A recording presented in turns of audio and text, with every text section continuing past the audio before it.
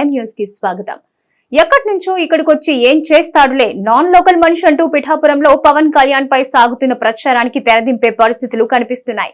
MLA అభ్యర్థిగా పిఠాపురం నుంచి పవన్ కళ్యాణ్ పోటీ చేస్తున్న విషయం అందరికీ తెలిసిందే. అయితే కాకినాడ జిల్లా పిఠాపురం నియోజకవర్గంలోనే నివాసం ఏర్పరచుకుని ఉగాది నాడు నూతన గృహ ప్రవేశం చేసి ఇక్కడి నుంచే పార్టీ కార్యకలాపాలు ప్రచారాలు సాగించేలా పవన్ కళ్యాణ్ సన్నాహాలు చేరున్నట్టు సమాచారం.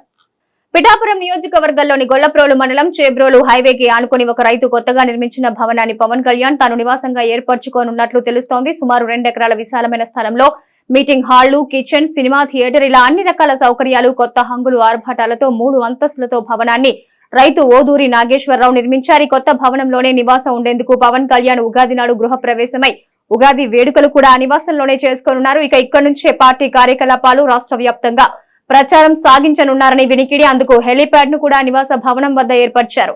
పవన్ కళ్యాణ్ తనకు ఎంతో ఆప్తులు అని, ఆయన అద్దె ఇవ్వాల్సి వస్తే ₹1 ఇచ్చినా తనకు సంతోషమేనని, పవన్ కళ్యాణ్ ఆ ఇంట్లో ఎన్నాళ్లు ఉండాలనుకున్నా తనకు ఇష్టమేనని ఆ భవన యజమాని అయిన రైతు ఓదూరి నాగేశ్వరరావు చెప్తున్నారు.